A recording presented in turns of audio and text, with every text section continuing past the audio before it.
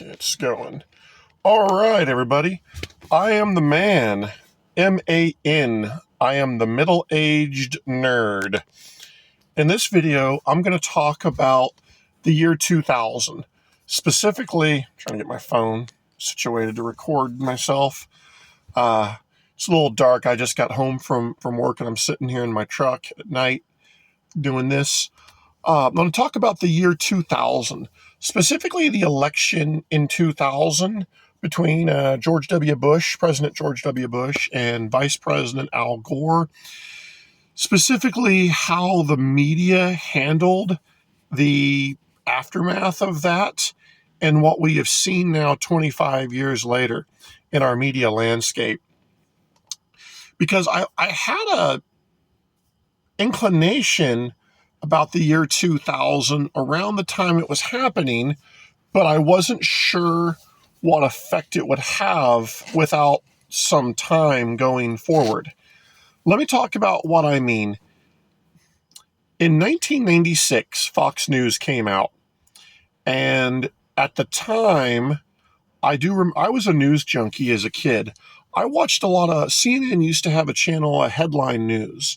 I would always put that on when I would get home from school, and I'd watch it for an hour or so, because it would just kind of cycle through the stories and world events, and then there would be a crawl at the bottom, just keeping me up to date and informed about the goings ons around the world. And in the 90s, I don't remember Headline News being particularly slanted too much one way or another, though they never said anything bad about Bill Clinton and were almost always critical of Republicans. It was never a situation of, George Bush is stupid, Bob Dole is evil, stuff like that. It was just, for the most part, they were giving you the news. But the news was definitely slanted left, and it was definitely pro-Democrat into the 90s. Well, from World War II into the 90s, but that's another video. So in 1996, Fox News starts, and Roger Ailes and Rupert Murdoch basically have the idea of, we've got to create another news channel to counterbalance the left-wing bias of news in America.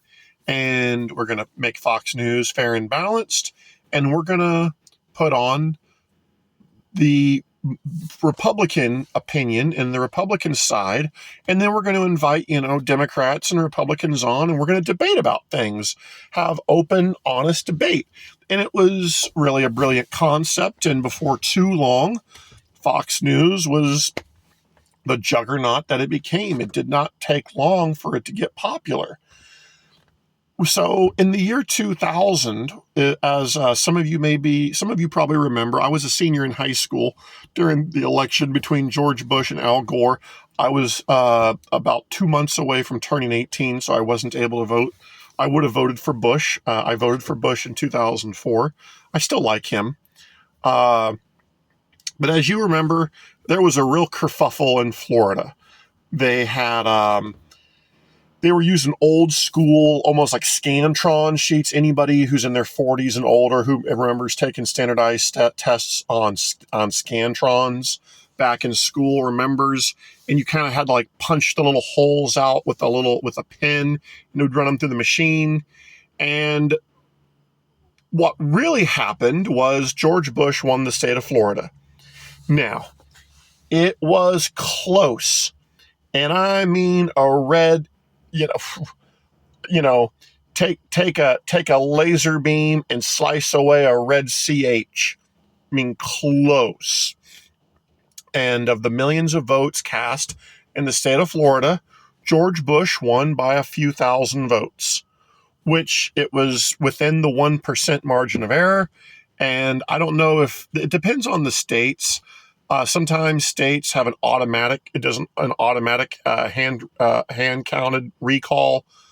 Sometimes the losing candidate has to request a recall, or not a recall, a recount. Well, at any rate, Al Gore and the Democrats wanted a recount because as it stood with the electoral vote that year, Florida was going to be the deciding state because of how close the election of 2000 ended up. So whoever got the votes would have decided either Gore or Bush was going to win. So Bush wins Florida by, and I say a few thousand. I mean, it's like 2,000 or 3,000 votes. So they start counting, right? And they came into this issue. They called it a hanging chad, which was basically that little circle of paper, that little tiny where you pinprick, like if you prick the little circle of paper next to George Bush, or if you pricked it out next to Al Gore, the Scantron goes to the machine. The machine detects the empty spot, and it registers it as there's a little empty hole next to Gore, which means you voted for Gore, or an empty hole means you voted for Bush, right? Well, they start doing the recounts, and they start seeing these hanging chads where people had clearly pricked the hole for George Bush, but the little piece of paper was just hanging on there by a not even a thread, and they started trying to say that, oh, these are invalid. These votes are invalid. Of course, Al Gore had hanging chads. It was only George Bush had hanging chads. So they go for a month and they recount the whole daggone state, and they're able to come up with a couple of thousand votes for Al Gore, or they're able to discredit a few thousand votes for George Bush, I should say, because they this hanging chad. It should invalidate the vote. And it was a mockery. We don't know exactly what was going on, but it took a month. They were recounting county by county by county by county. And finally, the Supreme Court stepped in after like the 23rd recount. We're damn near middle of December. It's almost Christmas. And the Supreme Court of the United States, which at that time was a liberal Supreme Court. It was 6 liberal justices to 3 conservative justices. And I think I can remember all of the justices who were there at the time. It was Rehnquist, Thomas, Scalia, Souter, the woman that Reagan appointed, Sandra Day O'Connor, John Paul Stevens was one, Anthony Kennedy was one, Breyer was the 8th one, and the chick that died, the one that died back in 2020, just in time for Trump to nominate the other lady, Ruth Bader Ginsburg. Am I brilliant or what? Now, of all those justices I just named, 6 of them were liberal, which means they would have been pro-Democrat. Ruth Bader Ginsburg, Kennedy, Souter, Breyer, Sandra Day O'Connor, and I can't remember the other one, but I just named them all. It was the only conservatives were Rehnquist, who was the Chief Justice, Thomas, and Scalia. So it was 6-3, 6 liberals to 3 conservatives. And the Supreme Court voted 9-0 unanimously that George W. Bush was the rightful winner of Florida and thus the presidency of the United States.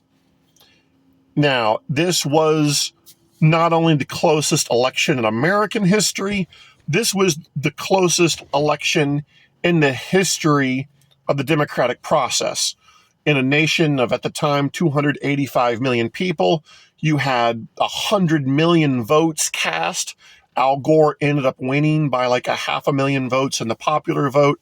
Florida, a state that cast somewhere in the neighborhood of, if memory serves, 8 or 9 million votes, getting decided by 500, 600 votes. Close. Man. I mean, I'm going down to the bottom of the metaphor well with my bucket, and I'm coming up dry for more ways to personify it. It was just razor thin. But George W. Bush won fair and square. Not that the Democrats didn't try, but George Bush won Florida and he won the presidency fair and square. That's the way it was. And the way the media reported it was George Bush stole the election.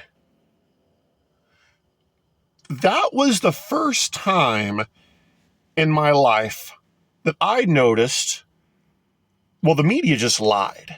This was not a matter of opinion. This was not a matter of painting the Democrats and peppering them in a nice light, insulting the Republicans in a negative light. This was out and out a lie. And not only a lie, a stupid lie.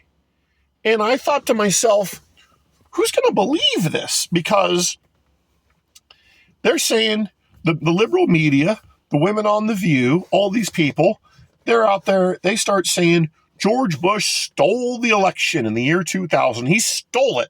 Al Gore was the rightful winner and George Bush stole the election. His brother, Jeb Bush, was the governor of Florida and he stole the election. Well, first off, the governor doesn't have anything to do with counting the votes, all right? The votes get counted. Republican governors govern states that vote for the Democrats all the time. Democrat governors govern states that vote for the Republicans all the time. It happens in every single election, every 2 years. The governor has literally zero power to do anything other than certify the results. Secondly, George W. Bush was the governor of Texas at the time. He had no power over any of the votes being done in Florida. Bill Clinton was the president. Al Gore was the sitting vice president at the time. If any argument could be made, it could be made that the people that were actually in charge of the country were the ones that could have affected the election in a negative way. Then it comes to the Supreme Court of the United States, which I literally just named all of them. It was 6 liberals to 3 conservatives. The liberals outnumbered the conservatives by, 6-3. And every single one of them all voted that George Bush was the rightful winner. Even the 6 liberals on the Supreme Court, they looked at the evidence, they looked at the facts on the ground, they looked at the votes, and they said Governor Bush is the legitimate winner of the 2000 election. They certified it, bada bing, bada boom. George Bush is inaugurated January 20th, 2001. But the media, up until that point, yeah, they were obviously in the tank for Clinton, and they wanted Al Gore to win. And I'm not an Al Gore lover, but seeing where the Democrat Party is today, I think, I think they could do worse than the 2000 version of Al Gore in the Democrat Party today. But again, that's a video for another time. So really, what happened? And I remember being 17, and I was a news junkie ever since Desert Storm. That's also another. My dad and my uncle were in the Army at the time. That's a video for another time. And I remember thinking, well, this is just going to shoot to hell the credibility of the media. They start just telling these out and out bald-faced lies. Bush stole the election. He stole the election. Well, I thought to myself, this is interesting because Fox News, the conservative, the Republican side of the argument, political argument, we have righteousness on our side. We are right. And the liberal media did not have the ability at that time to just say, you know what, we gave it a good shot. We did everything we could. We pulled out the October surprise, the DUI from the 70s to try to embarrass George Bush. But all he did was be a man and fess up to his mistakes and take responsibility for his actions. So that completely backfired on them. But they lied. And for the last 25 years, what we have seen is the liberal left-wing media continue to just lie. and their lies have gotten more outlandish. So let's go through the big ones of the last 25 years. Uh, okay, it was Bush stole the election in 2000. Then 9/11 happens in 2001, and then it became Bush planned 9/11. Now remember, after Bush stole the election, right? They told us he was stupid. They told us this guy couldn't find Montezuma. He couldn't find his own asshole with two hands in the case of Montezuma's revenge. Remember that. Remember the media always talking about how dumb and, oh, he can't string two words together, constantly harping on how stupid George W. Bush was. But yet, he orchestrated the stealing of the election in Florida. And then he masterminded September 11th, the most heinous attack on American soil since the Japanese at Pearl Harbor. Yes, yes, this dunderhead, this retard, this freaking inbred offspring of a former one-term president was this brilliant James Bond villain, right? And then it became that he was so after he planned 9/11. The big lie became, oh, he lied about Iraq, and there were never any weapons of mass destruction. No, there were never any weapons of mass destruction. Bush lied, people died. Bush lied, people died. He had our military out there carpet bombing innocent Iraqi women and children like it was Dresden. Now, if I had a nickel every time George W. Bush went on TV and presented the receipts of all the chemical weapons that we sold to Saddam Hussein and the Iraqis in the 1980s when they were allies of us, that he then showed us the pictures of the mass graves of the 500,000 Kurds that Saddam Hussein gassed with the weapons of mass destruction that we sold to him, and all the intelligence on the yellow cake uranium and all of the biological. Saddam Hussein it turns out his weapon stockpiles went to Syria, but how do we know that it went to Syria? Because Bashar Assad was using them. Trump had to freaking bomb him back in the Stone Age in his first term. So Bush lied. Bush lied. People died. And then in 2004, what was the lie they told then? It was that he was a fraudulent fighter pilot, that he was a poor officer. Dan Rather went on the CBS nightly news with documents that said when George W. Bush was a first lieutenant in the Air Force, Texas National Guard, that he was a poor officer and derelict in his duties and all this and that. Turns out they forged the documents. They found out that the documents that they had forged had been written up on Microsoft Word font that would not have been available in the 1970s on the typewriters or whatever, word processors they had at the Pentagon in those days. And as a result, it was the media immediately covered up the fact that they were found out, and Dan Rather was summarily let go from his position, and George W. Bush won a well-deserved, honest victory against the moronic erudite, faux erudite John Kerry. And then, he wins the re-election in 2004, and then it just becomes he's Hitler. Bush is Hitler. I say Trump. Bush is Hitler. Bush is Hitler. Bush is Hitler. Really, they pushed that through the end of his term, and Iraq is not going so well. And then in 2006, the Republicans lose the midterms, but Bush is able to do some horse trading in early 2007 with the new Democrat Congress, and they raise minimum wage, and also he gets the funding he needs to do the surge in Iraq Bush wins the Iraq War.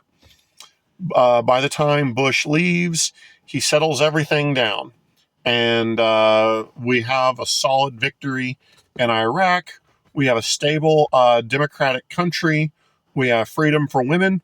And we also now have two spheres of influence in the region between Afghanistan and Iraq. So Obama gets in 2008. And a year or so into Obama's term, Joe Biden comes out and says that Iraq is going to end up being the greatest victory or the greatest accomplishment of the Biden of the Obama Biden presidency, and the media go along with it, and they start telling the people that it was Obama and Biden that won the war in Iraq 6 months before Obama of embarrassingly pulls everyone out of Iraq. Biden's there, acting like they're the ones who won the war. So it was okay when it was a Democrat. It was okay to be in a war and to win and take pride in it and take credit for it. But it was a Republican doing it. That was no bueno. And they continued on through Obama's bumblings and his fumblings. There was the God. I could do a week's worth of content on Obama, but it was cash for clunkers, and that $1 trillion for cash for clunkers, another $1 trillion of debt for the a stimulus package for the shovel-ready jobs that weren't so shovel-ready, and then it was the largest tax increase in American history with Obamacare. Then it was, God, it was the debacle of the government, funding Solyndra, when it turns out that Michelle had stock in the Solyndra company, or people who were close to the Obamas and the Bidens all had own stock in companies that Obama was directing funds towards. And then Obama was sending pallets upon pallets of billions and billions of dollars to Iran in the middle of the night. And this was perfectly fine. And you had a race-baiting president like Barack Obama go on TV every single night saying that, with the Trayvon Martin, if that was my kid, that could have happened to my kid, because, cops are racist in this country and everyone's out to get a brother, even though he's half white. I guess the white half never matters. So they just loved Obama, loved Obama. Well, Trump gets in by, he barely beats Hillary. Now it's more of an electoral win in 2016, but they got in the habit so much of lying about Bush. Everything they've said about Trump has been a lie. And now we've gotten to the point where the media has lied and lied and lied so much, it's taken 25 years. It's taking 25 years since the first egregious one of Bush stole the election back in November of 2000. But they have shot their credibility. They have shot it to the point that people have, the younger people are starting to gravitate towards newer and more independent media outlets. The old guard like Stephen Colbert and Jimmy Kimmel are being shown the door because they don't, if it don't make dollars, it don't make sense, baby. That's the name of the game right there. And I'm still astounded at how many people are brainwashed in the Democrat talking points. But if the left-wing media had not, they would have been biased. But if they had not went so hardcore, George Bush really was, he was our first, Trump was not the first Hitler. George W. Bush was the first Hitler who was ever president of the United States. He was definitely the OG Hitler, and the Democrats and the left-wing media just Hitler, Hitler, Hitler. And I don't even think any of them could name, three substantial facts about Adolf Hitler's life other than, Hitler bad, Bush bad. But we see the erosion of our society when lies become the norm, when it's impossible to engage in conversation with a liberal or a Democrat, because the moment you use logic, the moment you ask them to say something that makes sense, they don't have the ability. All they want to say is Trump is a racist and Trump is a Nazi. And I say, well, and then all you have to do is like, what's something nationally socialist that Trump has done? What's something racist that he's done? They can't argue it. They get mad, but they've been so brainwashed. It's like a lot of these liberals, they get to be in 50 and 60 years old, and it's like they've believed in the Easter Bunny and the Tooth Fairy and Santa Claus their whole lives. And they're 60 years old, and you're just now telling them Santa's not real. Now, they should have learned that when they were 7 or 8, but they're 60, and they've believed in this fairy tale that Republicans are Nazis and we're evil and white supremacists. They've believed it for so long, it short circuits them. They don't have the ability to admit that everything they've ever believed is a lie, right? And it's really sad, and I feel badly for them.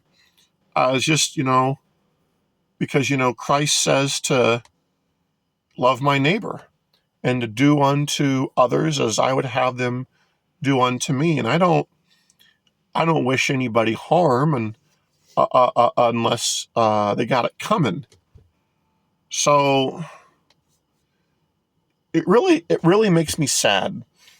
I think that's why when people, I had to honestly, when Obama won in 2008, I turned off the news.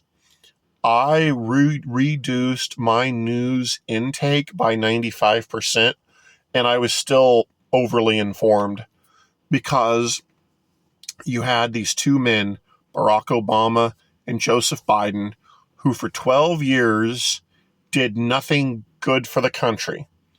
They made themselves and their friends rich, along with Hillary Clinton and her grift. They sold out our country. Now, the Democrats speak in big generalities. Well, I just named a bunch of things that Obama did that weakened our country and made us lesser than. The thing about Obama was most of the damage he did to the country was in the first 2 years, because in 2010 the adults won, and in the 2010 midterms, and the adults got control of the House of Representatives back, and we got some parity in the Senate. And we were basically, for the last 6 years of the Obama administration, we were at the very least able to stop all of his legislative nonsense. But Biden, and again, Biden it wasn't so much that Obama did legitimately hurtful things to the fabric of this country. He set very, very dangerous precedents, like using the power of the federal government to bail out GM and Chrysler, which, that's a very, very, slippery slope to get into. Again, I could do a whole other video on that. But Joe Biden, he has Alzheimer's, and he gets elected. I couldn't hardly listen to his inauguration speech back in 2021, because here's a guy who has been elected to the most powerful office on the entire planet Earth, and he's out to lunch. And for 4 years, it was like a blind, toothless cat who let a bunch of mice run the cheese factory. He was supposed to be the cat in charge of these mice who were running the cheese factory, but he was blind and toothless. And you had rampant spending, rampant corruption, which is why we saw such incredible inflation during the Biden presidency. And you really just, a general has to have, an army has to have a general. And it's like, if the Democrats had nominated somebody normal, somebody that wasn't a complete fringe lunatic, they would have probably done even better in 2020. And they may very well have beaten Trump in 2024. Or if they had gotten somebody more, if they had elected somebody like a Bill Clinton in 2020, he would have most likely been popular enough last year that Trump wouldn't have even seen a reason to run again. It wouldn't have made sense. The only reason Donald Trump was able to have this phoenix of a political career is because the American people voted such a moron into the presidency back in 2020. But the American people would not have believed that Trump was such a terrible person if the media had not been brainwashing a whole generation of people into thinking that Republicans were just evil. So now I'm rambling.